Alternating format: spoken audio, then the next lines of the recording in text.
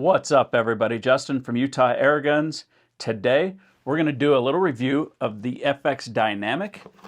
We're going to go through all its features, kind of what its purpose is, and why FX created this rifle. Let's get into it. That was the coolest thing ever. If you're familiar with the FX Pantera, this would look very similar, other than on the back here, instead of having the small 300cc bottle, which was made for lighter weight in the rear for shooting competitions for the gun to balance well, they've added the 480cc bottle on the back with the buttstock back there already. So you don't fill the gun from back here, you fill it up here. Those are the differences. If you're not familiar with the Pantera, let's just get into this actual gun and what it does, okay? First things first, the most important thing to note is where the air plenum is. The air plenum is around the barrel. So as you can see, this barrel is super rigid. It's not like other models where the barrel's a really free-floating model. So you're not going to get point of impact shift necessarily if you're touching the barrel or anything like you would in other models. Next is it already comes fully accessorized with this big M-LOK / arc rail on the bottom with a barricade stop foregrip.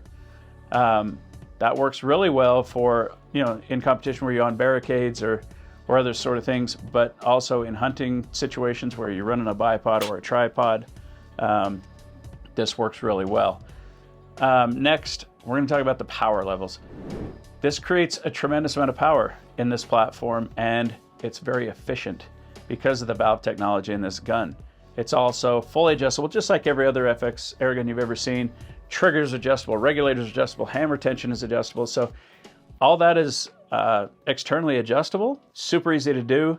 Allows you to tune for all kinds of weights of ammunition, whether it be pellets or slugs, and still has the same barrel system that the other FXs do, where you have barrel liners that you can switch out in this gun.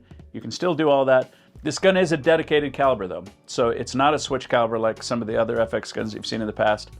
This platform is available in 177, 22, 25, 30, and 35 caliber.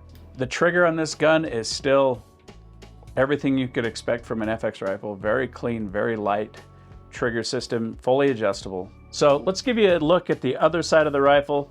As you can see, it's got both your regulator and tank gauges on the side. Really easy to see when you're shooting. You've also got your hammer wheel and your micro adjuster here. So all your tuning on the fly is super simple. It's all externally adjustable. Very easy to tune on the bench right while you're trying to get everything dialed the way you want it for that ammunition. So absolutely incredible rifle. I can't wait to get out and show you what kind of powers it makes on such a low reg pressure and hammer tension. This gun is super efficient for the power it makes, and it is crazy accurate. Can't wait to get out, show you guys what it can do. Let's go out to the range and put it to the test, see what you guys think. So we've got the Dynamic all set up. We're in 22 caliber. We're gonna put some shots down range. We're gonna maybe try out a few different ammunitions, see what we can do. Okay, we'll start out with the JSB Jumbo Heavies, and we'll see how we go from there.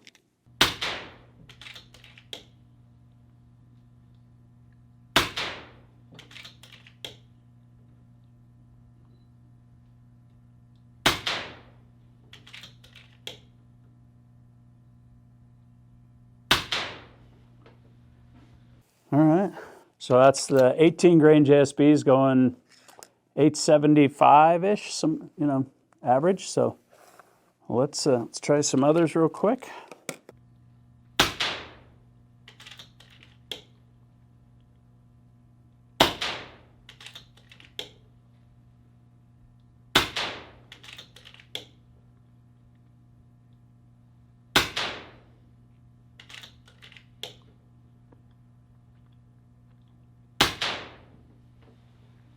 I'm going to go ahead and adjust the regulator on this gun up just a little bit. It's actually set quite low. It's only at about 85 bar. And I think bumping it up just a little bit is going to help with our consistency, because we were averaging about a 12 foot per second standard deviation, and it can do so much better than that. So I'm just going to make a little teeny adjustment. So I'm going up with the regulator, so I'm going to go counterclockwise with the reg screw. let's try that. So typically a way you can tell that you are not shooting very consistent speeds if you don't have a chronograph is you're going to see some vertical string on the target, meaning your hits are going to be in the same line, but they're going to be high or low from each other. That's a good indication that you're not shooting the same speeds every time. We may have to adjust the hammer a little bit now after I've changed the regulator, but that's okay. We can do that. It's a really quick, easy adjustment. So let's see what we got. Okay.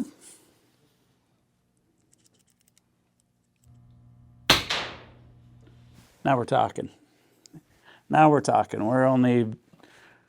We've only got a couple feet per second extreme spread, so that's much, much better. Now we can go back to accuracy testing, and from what it looked like right there in the test shots, it's going to look really good. So, all right, let's go for that top right target.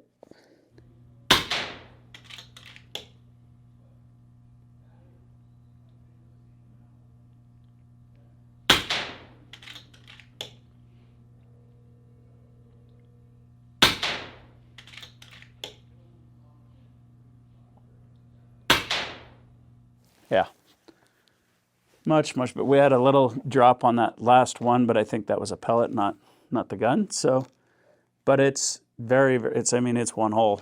So just to walk you through while I'm loading this magazine, what I did when I said I was going to tune the gun just a little bit, all I did is I bumped the regulator pressure up to just under 100, and then I started shooting right where I had the hammer set before. Obviously, it was a little bit slow because I didn't have enough hammer weight to open that higher reg pressure. So I took the hammer up a little bit, used my micro adjuster to crawl up a couple notches because you don't want to make big adjustments all at once. I just made a few small adjustments, and it's shooting awesome now. So this being the shorter barrel, it's typically going to be used for pellets more so than a slug. In fact, it's got a pellet liner in it now, specifically if you order it in the smaller barrels. But it's a great all-around gun. If you look at it, it's a fantastic little small game hunting gun. Also great, obviously, off the bench or shooting target stuff. It's phenomenal for that. It's got the accuracy to be a bench gun. With that arc rail on the bottom, like you can see up here, that locks into a tripod real easy. So if you're hunting dairies or prairie dog areas or something where you're kind of just standing and shooting at different targets, you know, all over the place, that's a great way to go. So this is a perfect platform for that. But you've got big air capacity, high shot counts. So it's a great hunter gun where you can just get out and set up and shoot a lot and not have to be refilling air all the time. It's super quiet. Once you add a mod especially, you can mount a bipod like this way out in front because of that rail. Super steady. So really a great gun for all those uses. Shooting small game, birds, hunting, you know, any of that sort of stuff. This is a great gun for you. If you want to reach out and touch them a little bit further and you want to shoot slugs, this gun would be a dream gun as long as you had the 600 millimeter barrel. So, or even the 700 if you choose to do so.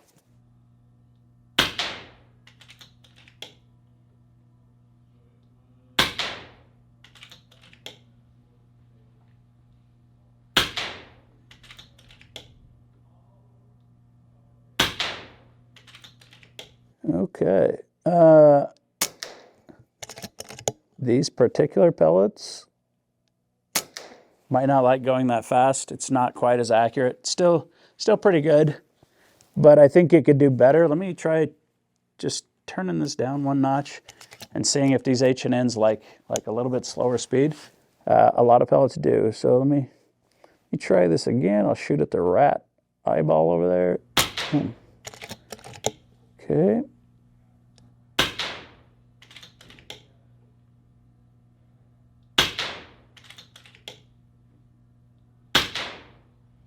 slowing it down helped. I'm going to slow it down another notch. Let's see what we get here. Go up to the blackbird eyeball here.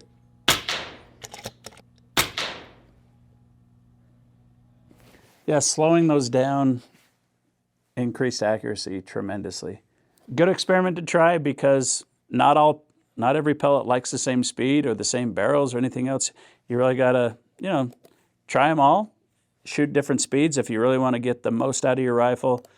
A good, really in-depth tuning and testing is the way to go because there is that magic speed, there is that magic pressure, there is that magic pellet for every gun.